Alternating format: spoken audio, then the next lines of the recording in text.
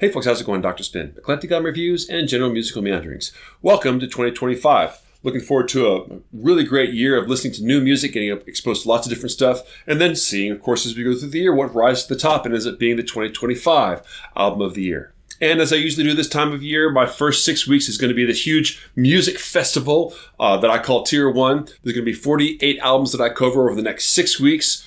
12 posts total, lots of new music, although a little bit of a change in emphasis this time around because very often I just get a bunch of new music and throw it all on the table and let it kind of see what boils to the top. But this year I took a little bit more of an intentional approach with my Tier 1. So each one of these posts is going to have music in 3 different categories, either a returning favorite, something brand new, or a classic album. So for example, the first returning favorite from this year is Field Music's Limits of Language. I've been listening to field music for a while now, and I really got into them when they were very focused on making very ornate art pop music, bordering on power pop in their early days. As they've gone through their career, they've become more and more ornate, and although they've never lost track of songs as their main medium of performance, they've widened and broadened their scope and become more and more ambitious musically as they've gone on, but have never lost an ounce of musicality along the way. And their newest album is another step in that same direction. For a pop album, it's suspiciously hook-free. Whenever you listen to the songs, there's not a whole lot of mention of the actual names of the songs, by and large. Sometimes it shows up, they have very clear-cut choruses, but it's often the name of the song is just mentioned along the way in the course of the song unfolding.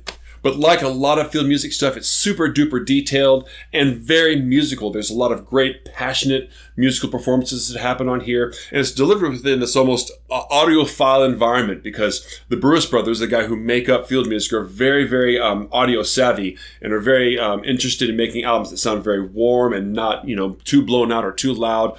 Great fidelity on this album and a great addition to field music's catalog. Wood for me, playing enough to admire your worry, but now not so late. They call around the door. 6 weeks cutting back and forth from the train tracks to the castle in the park. And now for something new I got. Alan Sparhawk's White Roses, My God. Now, it's kind of a misnomer for me to say this is a brand new album because I've been listening to Low for the past 5 or 6 years. And of course, Alan Sparhawk is half of Low and has a long history of fantastically emotive and dramatic music that he's written on his own, along with his partner, Mimi Parker, who is not only his wife, but also his writing partner, and was a member of Low and did co-lead singing vocals with him. When she passed away year before last, it was pretty clear that Low was not going to be able to go on as it was. But Alan Sparhawk is also such an innately musical person, I can't imagine that he wouldn't eventually release a solo album, and here it is. Clearly, it's an album in which he's working through his feelings about the loss of his wife. It's hidden in the lyrics if you can find them, but the demeanor with which it's delivered is really almost the exact opposite of what you'd hear with Low, whereas Low is a very organic, guitar-based band with live drums. This is almost like, Kraftwerk level of electronics going on in the electronic side, and the vocals, which are normally very heartfelt and very human, here are pitch shifted and auto-tuned to kind of take them out of like almost a human sound. It feels like 100 gecs on it, like a morphine drip. But I think that it's very interesting for Alan Sparhawk to take this approach on this album because it's almost like a mask he wears to kind of hide, I think, the hurt that he feels. This is how I interpret it anyway, that he says he's trying to make music without the person that he's always made music with. It can't be easy. And this album, I think, really lays that bare in a very, very subtle way if you know how to look for it. It's a lonely place if you're alone. I wanna be there with the people that I love.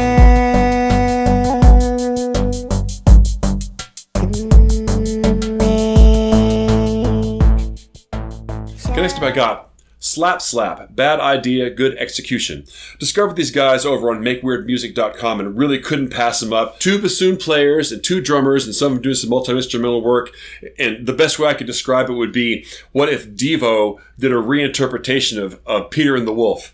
It has a spoken word quality, it has a narrative quality to it, but also it's very, very through composed. And clearly the people who are involved with this have a high level of musicianship. It's ongoing, just almost joke where they poke fun at themselves with their own sort of musicianship as they go along. And I love this. I think it's great. I think the only problem with it is that it's a very short runtime. Now, I'm a believer that you can make a short album, a 20-minute album, sound like an album, but it's also very easy to make it sound like an EP, which means it just kind of falls off. And I feel like Good Idea, Bad Execution really just starts to take off whenever it ends. So I don't know if it's really satisfying enough on its own to have the longevity to make it through as far as being perceived as an LP for me, but it's a really fun listen. I can't help but kind of snicker at it each time and be impressed by the musicianship involved. To the left, up in the air, down low. To the right, to the left. Slap around, behind your back.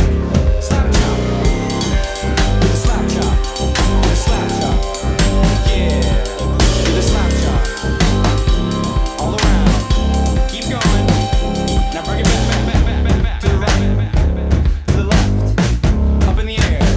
Keep going. Down low. And finally, for my throwback album, I got XTC's Black Sea. I was a late comer to XTC. I really didn't discover them until maybe the late 90s. And I discovered them because I was very into the band Chomsky, the 90s Dallas area band Chomsky, who I posted on before. I'll put a link up at the end.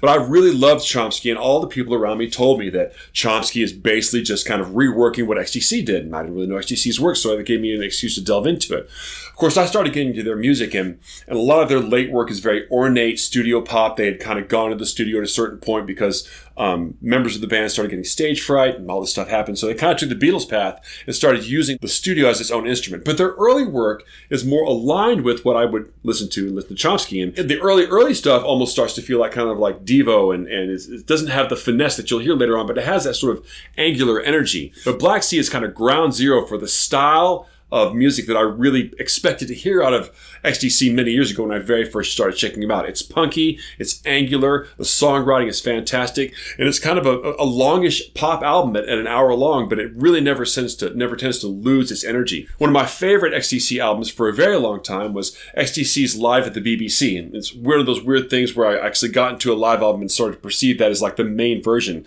And a lot of the songs on that album are songs that appear on Black Sea.